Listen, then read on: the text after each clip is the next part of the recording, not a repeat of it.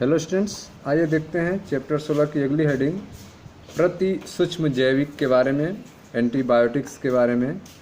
ध्यान समझिएगा। मैं मनीष गुप्ता अपने चैनल में आपका स्वागत करता हूं। आइए दोस्तों, स्टार्ट करते हैं प्रति सूक्ष्म जैविक एंटीबायोटिक्स के बारे में। मनुष्य तथा जीवों में रोग विभिन्न सूक्ष्म जीवों मनुष्य तथा जीवों में रोग जो है विभिन्न सूक्ष्म जीवों जैसे जीवाणु, वायरस, कवक और अन्य परजीवियों द्वारा उत्पन्न हो सकते हैं। तो मनुष्य में और दूसरे जीवों में रोग जो है विभिन्न सूक्ष्म जीवों के द्वारा उत्पन्न हो सकते हैं। सूक्ष्म जीव में बैक्टीरिया हो सकता है, वायरस हो सकता है, फंजाई और अन्य माइक्रो ऑर्गेनिज्म हो सकते हैं। प्रति सूक्ष्म जैविकी जो एंटीबायोटिक्स है, प्रति सूक्ष्म जैविकों की प्रवृत्ति चयनित करके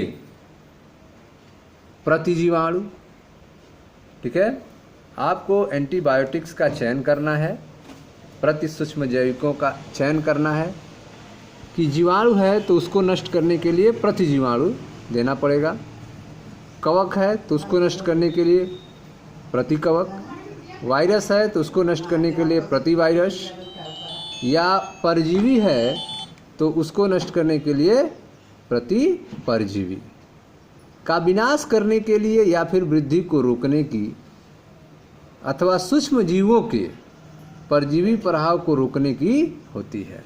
या तो इनकी विनाश किया जाता है या फिर इनके ग्रोथ को रोका जाता है, अथवा सूक्ष्म जीवियों के परजीवी प्रभाव को रोकने की होती है। जो माइक्रो ऑर्गेनिज्म हैं उनका जो परजीवी प्रभाव है उसको रोकने की होती है। ठीक है, आप पढ़ रहे हैं प्रति सूक्ष्म जैविक के बारे में। प्रति सूक्ष्म जैविक होते क्या हैं इसके बारे में आपको बताया जा रहा है। मैं मनीष गुप्ता अपने चैनल में आपका स्वागत करता हूं। एंटी माइक्रोबियल्स के बारे में आप पढ़ रहे हैं, प्रति सूक्ष्म जैविकों के बारे में, एंटी माइक्रोबियल्स के बारे में। ठीक है, तो सबसे पहले हम लोग देखते हैं एंटी माइक्रोबियल्स में मनुष्य तथा जीवों में रोग विभिन्न सूक्ष्म जीवों के द्वारा उत्पन्न हो सकते हैं।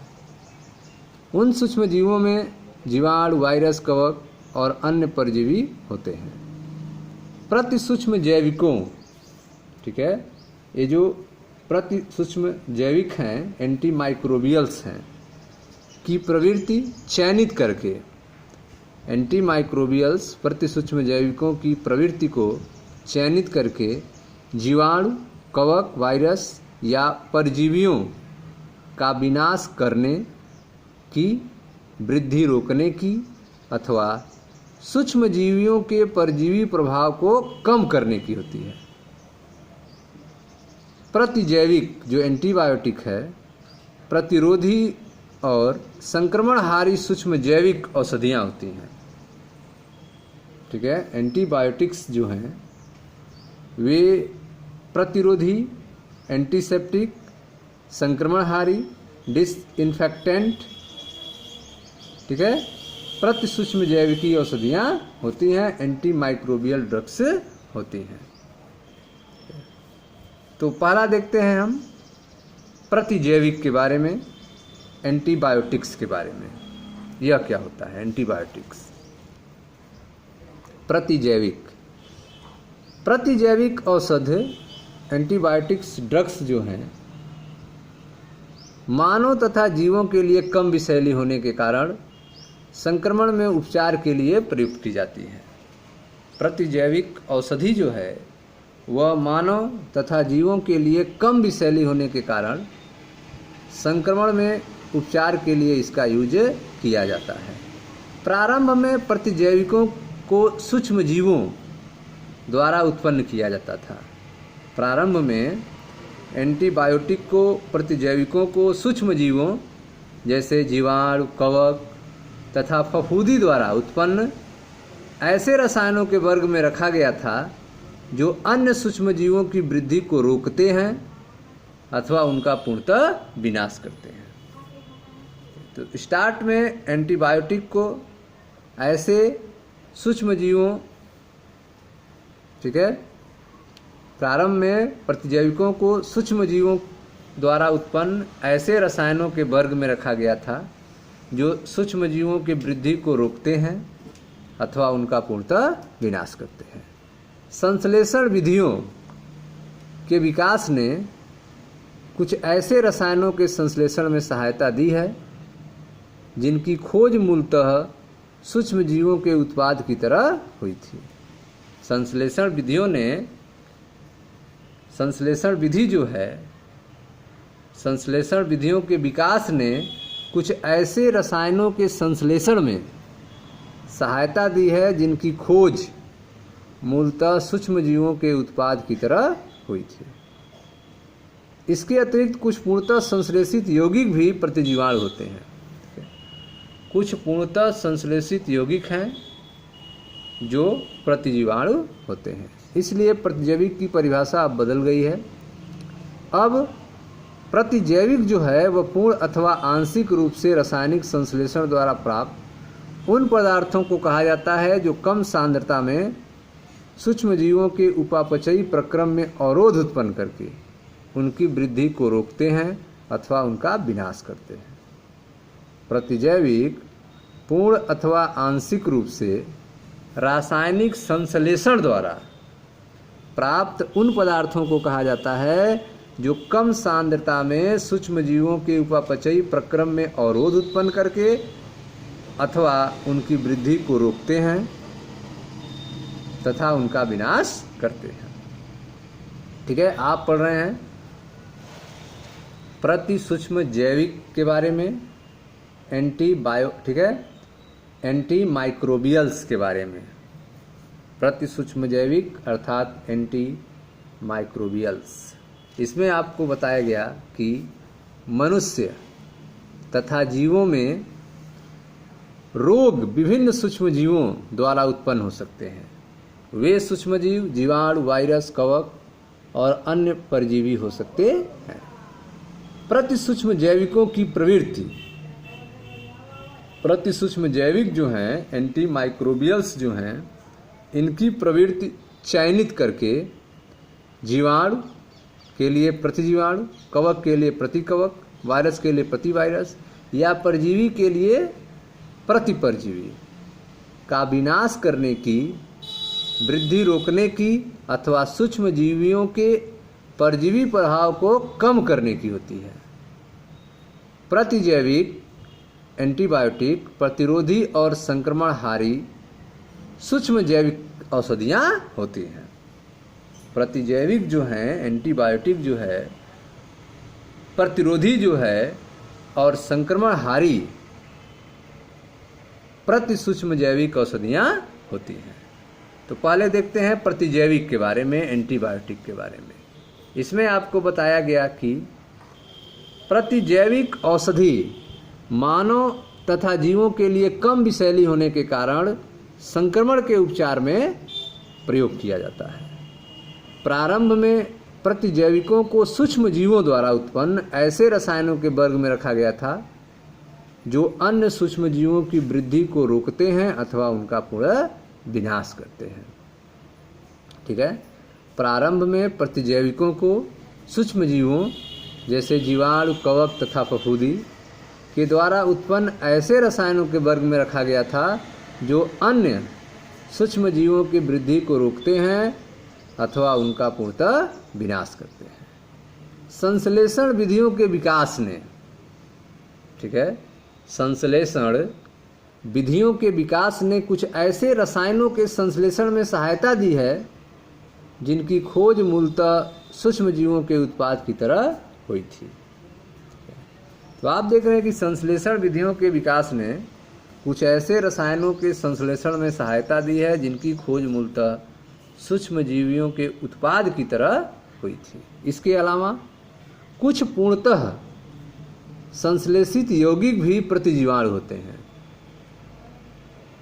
कुछ पूर्णतः संश्लेषित यौगिक भी प्रतिजीवाणु होते हैं, इसलिए प्रतिजैविक की परिभाषा अब बदल गई है।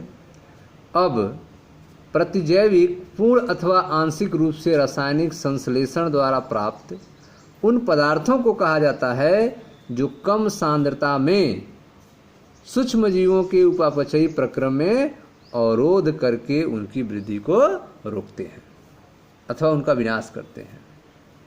प्रतिजैविक जो हैं पूर्ण अथवा आंशिक रूप से रासायनिक संश्लेषण द्वारा प्राप्त उन पदार्थों को कहा जाता है जो कम सांद्रता में सूक्ष्मजीवों के उपापचयी प्रक्रम में अवरोध उत्पन्न करके उनकी वृद्धि को रोकते हैं अथवा उनका विनाश करते हैं।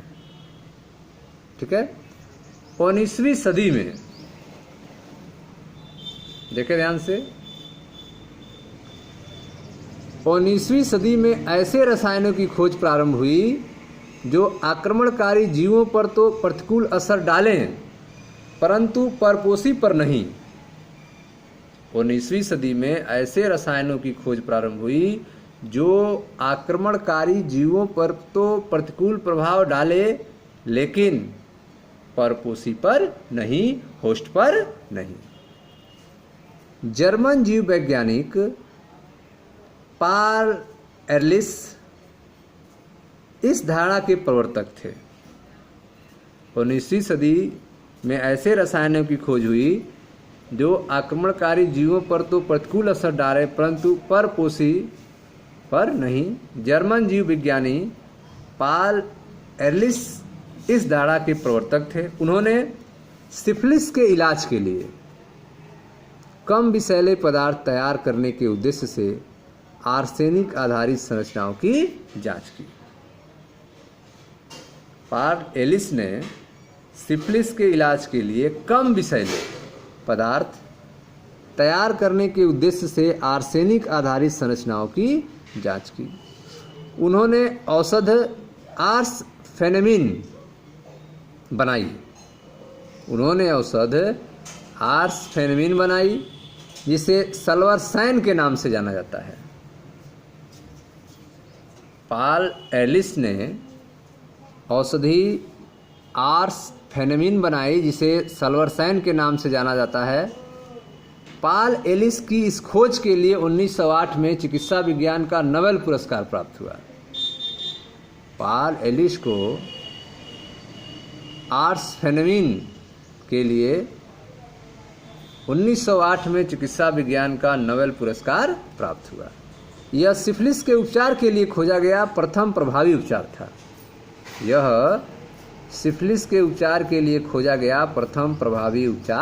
था। यद्यपि सल्वर्साइन मानव के लिए विषैली होता है।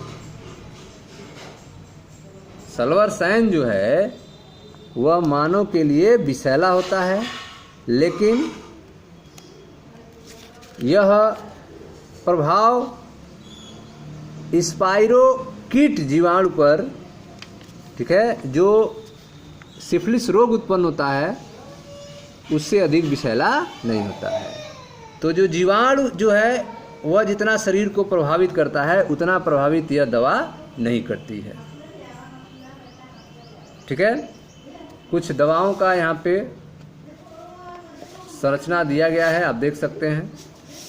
जैसे पहला है आपका सल्वर्साइन, यह है आपका सेल्वर्साइन जिसमें आर्सेनिक आप देख रहे हैं जुड़ा हुआ है। पेंटोसिल, यह आपका पेंटोसिल है जिसमें नाइट्रोजन दो बंध से जुड़े हैं, पेंटोसिल। यह आपका सल्फेनिल एमाइड है, SO2NH2 ग्रुप, सल्फेनिल एमाइड। यह है आपका सल्फापिरिडिन और यह आपका एजो रंजक। तो यह कुछ रासायनिक केमिकल के फिगर हैं। यद्यप सल्वर्साइन मानव के लिए विषैली होती है, सल्वर्साइन जो है वह मानव के लिए विषैली होती है, परंतु इसका प्रभाव जो है स्पाइरोकीट जीवाणु पर जो कि सिफिलिस उत्पन्न करता है मनुष्य की अपेक्षा कहीं अधिक होती है। यह विषैला प्रभाव जीवाणु पर अधिक होता है मनुष्य की तुलना में। इसी समय एरलिस ये जो रंजक भी कार्य कर रहे थे। इसी समय एर्लिस जो हैं एजोरंजक पर भी कार्य कर रहे थे। उन्होंने देखा कि सल्वर्साइन और एजोरंजकों की संरचना में समानता होती है। सल्वर्साइन और एजोरंजकों की संरचना में समानता होती है। आर्सफेनमीन में उपस्थित आर्सेनिक आर्सेनिक डबल बंध एजोरंजक में उपस्थित नाइट्रोजन नाइट्रोजन डबल बंध से इस मायने में मिलता जुलता है कि इसमें नाइट्रोजन के स्थान पर आर्सेनिक होता है। ठीक है, तो एजोरंजक में जो एजोरंजक है उसमें नाइट्रोजन नाइट्रोजन डबल बंध से जुड़ा रहता है, नाइट्रोजन नाइट्रोजन डबल बंध से, और सल्वर्साइन में आर्सेनिक जो है आर्सेनिक डबल बंध से जुड़ा होता है। तो दोनों में आप देख रहे हैं डबल बंध पाया जा रहा है, दो परमाणुओं के बीच में रिंग पाए जा रहे हैं। ठीक है, अतः यह एक दूसरे से मिलते जुलते हैं। आर्सफेनमीन में उपस्थित आर्सेनिक आर्सेनिक डबल बंध एजोरंजक में उपस्थित नाइट्रोजन नाइट्रोजन डबल बंध से इस मायने में मिलता जुलता। तो इस तरह से स्टूडेंट्स आपने देखा कि नाइट्रोजन नाइट्रोजन डबल बंध और आर्सेनिक आर्सेनिक डबल बंध आपस में जुड़े होते हैं। इस मायने में यह मिलता जुलता है कि इनमें नाइट्रोजन के स्थान पर आर्सेनिक उपस्थित होता है। उन्होंने यह भी देखा कि रंजक ऊतकों को चयनित रूप से रंगते हैं। रंजक जो हैं वे ऊतकों को चयनित रूप से रंगते हैं। अतः एर्लिस ने ऐसे यौगिकों की खोज प्रारंभ की जो संरचना में एजोरंजक से मिलते हों और जीवाणुओं पर चयनित रूप से बंधित हों। ठीक है, तो पॉल एलिस ने अब ऐसे यौगिकों की खोज प्रारंभ की जो संरचना में तो एजोरंजक से मिलते हों और जीवाणुओं पर चयनित रूप से बंधित हों, जो जीवाणुओं को रोकने का काम करते हों। सन 1932 में उन्हें प्रथम प्रभावी प्रतिजीवाणु प्रांटोसिल को बनाने में सफलता प्राप्त हुई। ठीक है, 1932 में उन्हें प्रथम प्रभावी प्रतिजीवाणु प्रांटोसिल को बनाने में सफलता हुई, जो कि संरचना में सल्वर्साइन से मिलता जुलता था। जल्द ही यह खोज लिया गया कि शरीर में प्रांटोसिल जो है एक यौगिक सल्फेनिल एमाइड में बदल जाता है। प्रांटोसिल जो है एक यौगिक सल्फेनिल एमाइड में बदल जाता है, जो वास्तविक असरकारक यौगिक है। ठीक है, तो सन 1932 में उन्हें प्रथम प्रभावी प्रतिजीवाणु प्रांटोसिल को बनाने में सफलता प्राप्त हुई, जो कि संरचना में सल्वर्साइन से मिलता है। जल्द ही यह खोज लिया गया कि शरीर में प्रांटोसिल जो है एक यौगिक सल्फेनिल एमाइड में बदल जाता है, जो वास्तविक असरकारक यौगिक होती है। इस प्रकार सल्फा औषधियों की खोज हुई। ठीक है, इस प्रकार सल्फा औषधियों की खोज हुई और कई सल्फेनामाइड अनुरूप संश्लेषित किए गए। ठीक है, और कई सल्फोनेमाइड अनुरूप संश्लेषित किए गए। इनमें से एक अत्यधिक प्रभावकारी होता है सल्फापिरिडीन। इन सल्फोनेमाइड अनुरूप में अत्यधिक प्रभावी है सल्फापिरिडीन। सल्फेनेमाइडों की सरलता के उपरांत भी प्रतिजीवाणु चिकित्सा में वास्तविक क्रांति 1929 में अलेक्जेंडर फ्लेमिंग के पेनिसिलियम कवक से प्रतिजीवाणु की खोज से प्रारंभ हुई। प्रतिजीवाणु चिकित्सा में वास्तविक क्रांति जो है वह 1929 में अलेक्जेंडर फ्लेमिंग की पेनिसिलियम कवक में प्रतिजीवाणु की खोज से प्रारंभ हुई। पृथक्करण और शोधन करके चिकित्सीय परीक्षण के लिए पर्याप्त मात्रा में पदार्थ एकत्र करने में 13 वर्ष लग गए। पृथक्करण, शोधन और चिकित्सकीय परीक्षण के लिए पर्याप्त मात्रा में पदार्थ एकत्र करने में 13 वर्ष लगे।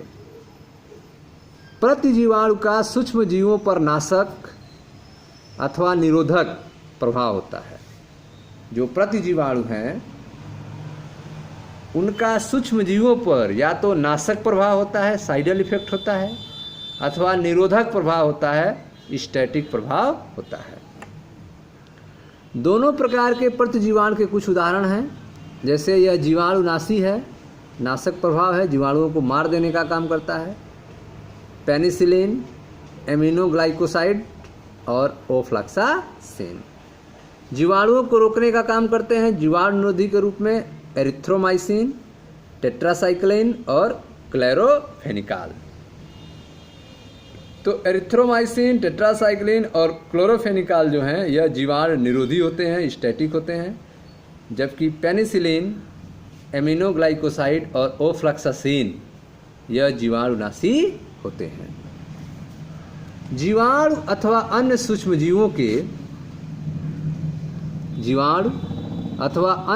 जीवों के उस परास रेंज को जिस पर किसी प्रतिजीवाणु का प्रभाव होता है, उस प्रतिजीवाणु की क्रिया स्पेक्ट्रम की तरह अभिव्यक्त करते हैं।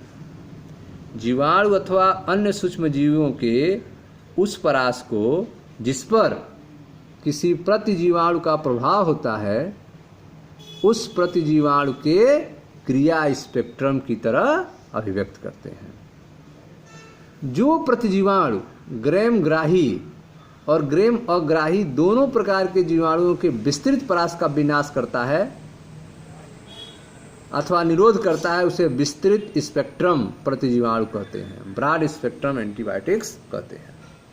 ठीक है, तो जो प्रतिजीवाणु ग्रैमग्राही ग्राम पॉजिटिव G+ और ग्रैम अग्राही ग्रैम निगेटिव दोनों प्रकार के जीवाणुओं के विस्तृत परास का विनाश करते हैं अथवा निरोध करते हैं, उन्हें विस्तृत स्पेक्ट्रम ब्रॉड स्पेक्ट्रम एंटीबायोटिक्स कहा जाता है।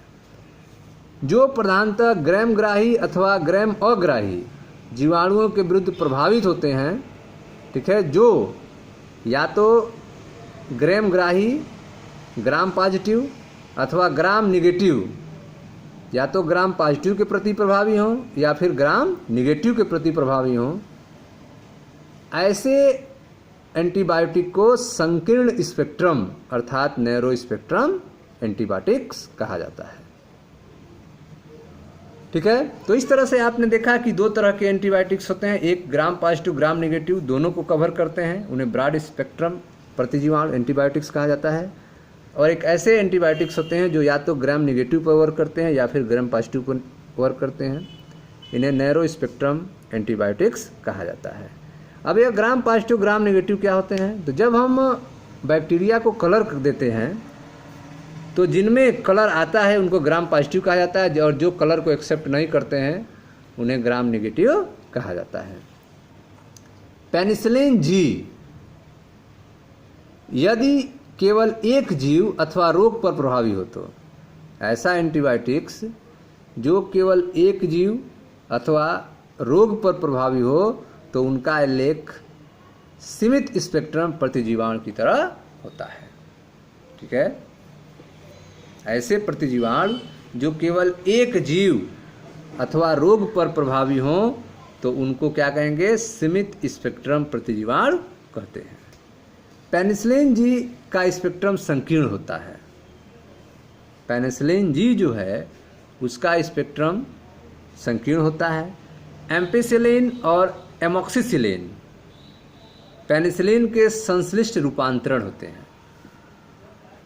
एम्पिसिलिन और एमॉक्सिसिलिन यह पेनिसिलिन के क्या है? संश्लिष्ट रूपांतर है। इनका स्पेक्ट्रम विस्तृत होता है। पेनिसिलिन G का स्पेक्ट्रम कैसा है? संकीर्ण है, नैरो स्पेक्ट्रम है, या तो G+ पर वर्क करेंगे या G- पे वर्क करेंगे। नैरो स्पेक्ट्रम एंटीबायोटिक्स होते हैं पेनिसिलिन G। एम्पिसिलिन और एमॉक्सिसिलिन पेनिसिलिन के संश्लिष्ट रूपांतर हैं, इनका स्पेक्ट्रम विस्तृत होता है। पेनिसिलिन देने से पूर्व, पेनिसिलिन का इंजेक्शन या दवा देने से पहले, पेनिसिलिन देने से पूर्व रोगी की पेनिसिलिन के प्रति संवेदनशीलता का परीक्षण करना अति आवश्यक होता है। पेनिसिलिन इंजेक्शन लगाना है 12 लाख 16 लाख अगर लगाना है तो सबसे पहले थोड़े अमाउंट में पेनिसिलिन को उनके स्किन में इंजेक्ट कराया जाता है और एलर्जी को देखा जाता है। अगर व्यक्ति में एलर्जी आती है तो नहीं दिया जाता है। तो पेनिसिलिन देने से पूर्व रोगी की पेनिसिलिन के प्रति संवेदनशीलता अर्थात एलर्जी का परीक्षण करना अति आवश्यक होता है। भारतवर्ष में पेनिसिलिन का उत्पादन पिंपरी में हिंदुस्तान एंटीबायोटिक्स द्वारा तथा निजी औद्योगिक क्षेत्र में होता है। ठीक है, भारत में पेनिसिलिन का उत्पादन पिंपरी में हिंदुस्तान एंटीबायोटिक्स द्वारा तथा निजी औद्योगिक क्षेत्र में होता है। यह आप देख रहे हैं पेनिसिलिन की समान संरचना है और यह है आपकी क्लोरोफेनिकॉल की संरचना। यह स्ट्रक्चर आप देख रहे हैं, यह क्लोरोफेनिकॉल का स्ट्रक्चर है और यह पेनिसिलिन की समान संरचना है। तो स्टूडेंट्स, आपको बताया गया कि मनुष्य की अपेक्षा ज़्यादा प्रभाव जो है वह जीवाणु पर होता है। ठीक है, इसी समय एर्लिस एजोरंजक पर भी वर्क कर रहे थे। उन्होंने देखा कि सल्फरसेन और एजोरंजक की संरचना समानता थी, अतः आर्स फेनोमिन में उपस्थित आर्सेनिक आर्सेनिक डबल बॉन्ड, एजोरंजक में उपस्थित नाइट्रोजन नाइट्रोजन डबल बंध इस मायने से मिलता जुलता है कि इसमें नाइट्रोजन के स्थान पर आर्सेनिक उपस्थित होता है। उन्होंने यह भी देखा कि एजोरंजक ऊतकों को चयनित रूप से रंगते हैं, अतः एर्लिस ने ऐसे यौगिक की खोज प्रारंभ की जो संरचना में एजोरंजक से मिलते हों और जीवाणु पर चयनित रूप से बंधित हों। उन्होंने सन 1932 में प्रथम प्रभावी प्रतिजीवाणु प्रोन्टोसिल को बनाने में सफलता प्राप्त हुई, जिसकी संरचना सल्फरसेन से मिलती है। जल्द ही यह देखा गया कि शरीर में पेंटोसिल जो है एक यौगिक सल्फेनिल एमाइड में बदल जाता है, जो वास्तविक असरकारक यौगिक होता है। इस प्रकार सल्फा औषधियों की खोज हुई। कई सल्फोनेमाइड अनुरूप संश्लेषित किए गए। इनमें से एक अत्यधिक प्रभावकारी था सल्फापेरिडीन। ठीक है, सल्फोनेमाइड की सफलता के उपरांत भी प्रतिजीवाणु चिकित्सा में वास्तविक क्रांति 1929 में अलेक्जेंडर फ्लेमिंग के पेनिसिलियम कॉक में प्रतिजीवाणु पेनिसिलिन की खोज से हुई। पृथक्करण और शोधन करके चिकित्सीय परीक्षण के लिए पर्याप्त मात्रा में पदार्थ एकत्र करने में 13 वर्ष लग गए। प्रतिजीवाणुओं का सूक्ष्म जीवों का पर नाशक और निरोधक प्रभाव होता है। प्रतिजीवाणु का सूक्ष्म जीवों पर नाशक अथवा निरोधक प्रभाव होता है। दोनों प्रकार के प्रतिजीवाणु पर कुछ उदाहरण हैं, जैसे जीवाणुनाशी अगर हैं तो पेनिसिलिन, एमिनोग्लाइकोसाइड और ऑफ्लॉक्सासिन है, और निरोधी प्रभाव जो है जीवाणु पर एथ्रोमाइसिन, टेट्रासाइक्लिन और क्लोरोफेनिकॉल है।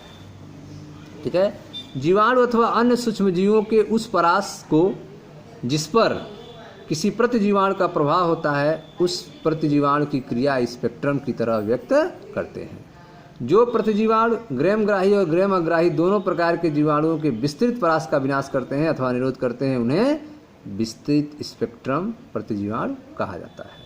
जो प्रधानतः मुख्यतः ग्रामग्राही अथवा ग्राम अग्राही जीवाणुओं के विरुद्ध प्रभावी होते हैं, उन्हें संकीर्ण स्पेक्ट्रम प्रतिजीवाणु कहा जाता है। यदि केवल एक जीव अथवा रोग पर प्रभावी हो तो उनका उल्लेख सीमित स्पेक्ट्रम प्रतिजीवाणु की तरह होता है। पेनिसिलिन जी का स्पेक्ट्रम संकीर्ण होता है। एम्पेसिलिन, एमॉक्सिसिलिन, पेनिसिलिन के संश्लिष्ट रूपांतरण होते हैं और इनका स्पेक्ट्रम विस्तृत होता है। पेनिसिलिन देने से पूर्व रोगी की पेनिसिलिन के प्रति संवेदनशीलता अर्थात एलर्जी का परीक्षण करना अति आवश्यक होता है।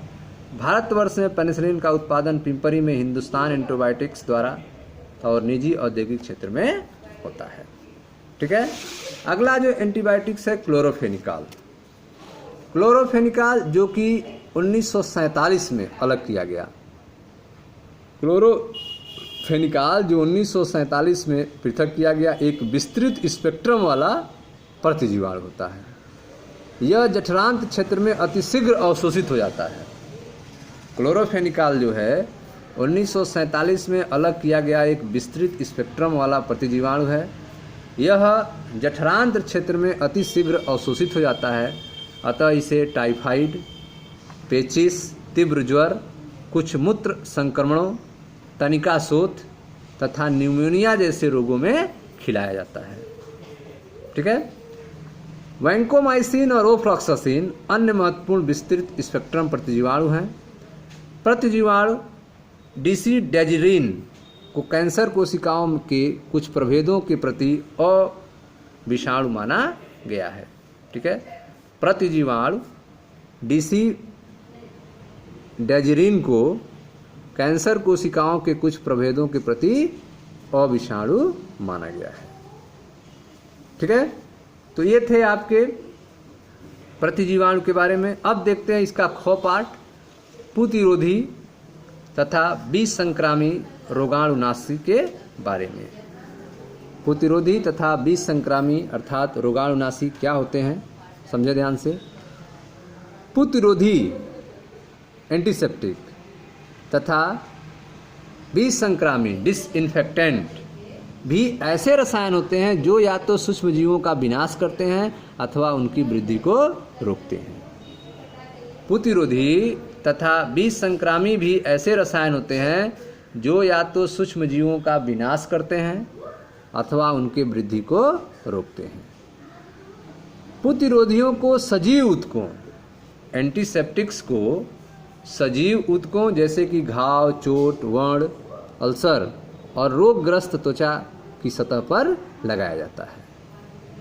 ठीक है, एंटीसेप्टिक को सजीव ऊतकों पर लगाया जाता है। उदाहरण के रूप में फ्यूरासिन, सोफ्रामाइसिन इत्यादि इसके उदाहरण हैं। इन्हें प्रतिजीवाणुओं की तरह खाया नहीं जाता है, इन्हें एंटीबायोटिक्स की तरह खाया नहीं जाता है। साधारणतः प्रयुक्त किए जाने वाला प्रतिरोधी जो है डेटॉल, क्लोरोजाइलिनाल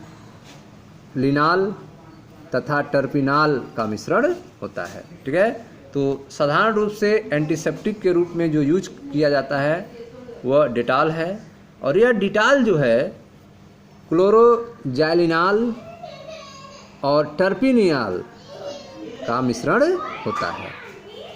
बाईथायोनाल को साबुन में प्रतिरोधी गुणधर्म प्रदान करने के लिए मिलाया जाता है।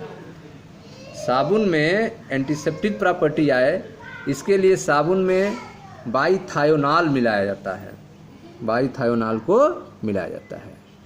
यौगिक को बायोथायोनाइल भी कहते हैं।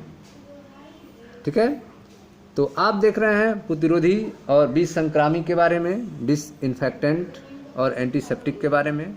इसमें आपको बताया गया कि प्रतिरोधी तथा विष संक्रामी भी ऐसे रसायन होते हैं जो या तो सूक्ष्म जीवों का विनाश करते हैं अथवा उनकी वृद्धि को रोकते हैं। प्रतिरोधियाँ जो होते हैं, एंटीसेप्टिक्स जो होते हैं, को सजीव ऊतकों जैसे कि घाव, चोट, अल्सर और रोगग्रस्त त्वचा की सतह पर लगाया जाता है। फ्यूरासिन, सोफ्रामाइसिन इसके उदाहरण हैं। इन्हें प्रतिजीवाणुओं की तरह खाया नहीं जाता है। साधारणतः प्रयुक्त किया जाने वाला प्रतिरोधी जो है डिटॉल है, जो क्लोरोजाइलिनाल और टर्पिनियाल का मिश्रण होता है। बाईथायोनाल को साबुन में एंटीसेप्टिक गुणधर्म प्रदान करने के लिए मिलाया जाता है। आयोडीन जो है एक प्रबल प्रतिरोधी होता है। आयोडीन एक प्रबल एंटीसेप्टिक होता है। इसका अल्कोहल जल मिश्रण में 2 से 3% घोल आयोडीन का टिंचर कहलाता है। अल्कोहल जल मिश्रण में आयोडीन का 2 से 3% घोल जो है आयोडीन का टिंचर कहलाता है और इसे घाव पर लगाते हैं। आयोडीन एक प्रबल प्रतिरोधी होता है। इसका अल्कोहल जल मिश्रण में 2 से 3% घोल आयोडीन का टिंचर कहलाता है और इसे घाव पर लगाते हैं। आयोडोफार्म भी घावों पर प्रतिरोधी की तरह प्रयुक्त किया जाता है, जो विघटित होकर आयोडीन देता है। आयोडोफार्म भी घावों पर एंटीसेप्टिक की तरह प्रयुक्त किया जाता है। बोरिक अम्ल, बोरिक अम्ल का तनुजली विलयन जो है आँखों के लिए दुर्बल प्रतिरोधी होता है। बोरिक अम्ल का तनुजली विलयन आँखों के लिए दुर्बल प्रतिरोधी होता है। ठीक है, तो ये थे आपके प्रतिरोधियों के बारे में, एंटीसेप्टिक के बारे में। अब देखते हैं डिसइंफेक्टेंट अर्थात विष संक्रामियों के बारे में।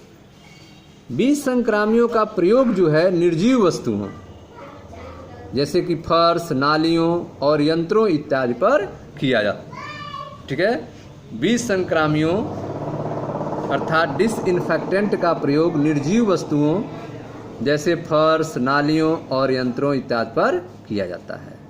सांद्रता परिवर्तन से वही पदार्थ प्रतिरोधी अथवा विसंक्रामी का कार्य कर सकता है।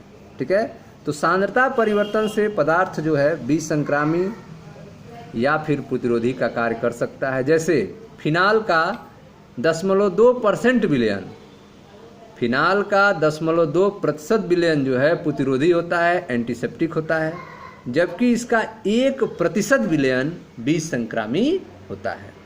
फिनाल का 0.2% विलयन प्रतिरोधी होता है, जबकि इसका 1% विलयन विसंक्रामी होता है। क्लोरीन की 0.2 से 0.4 भाग प्रति 10 लाख भाग, क्लोरीन की 0.2 से 0.4 भाग प्रति 10 लाख भाग अर्थात ppm जल में सांद्रता तथा अत्यधिक कम सांद्रता में सल्फर डाइऑक्साइड विसंक्रामी का कार्य करता है। ठीक है, तो आप देख रहे हैं क्लोरीन का 0.2 से 0.4% भाग प्रति 10 लाख भाग, जल में सांद्रता तथा अत्यधिक कम सांद्रता में सल्फर डाइऑक्साइड विसंक्रामी का कार्य करता है। ठीक है, तो ये थे आपके प्रतिरोधी और विसंक्रामी के बारे में। फिगर आप देख सकते हैं, यह आपका क्लोरोजाइलिनाल का फिगर है, यह टर्पिनियाल का फिगर है, और यह आप देख रहे हैं बाईथायोनाल का फिगर है। ठीक है स्टूडेंट्स, मिलते हैं नेक्स्ट वीडियो में जहां अगली टॉपिक की चर्चा की जाएगी। आप पढ़ रहे थे माइक्रोबियल्स, एंटी माइक्रोबियल्स के बारे में, सूक्ष्म प्रतिजैविक के बारे में। मैं मनीष गुप्ता अपने चैनल में आपका स्वागत करता हूं। मिलते हैं नेक्स्ट वीडियो में। वीडियो को लाइक करें, शेयर करें, चैनल को सब्सक्राइब करें। धन्यवाद दोस्तों।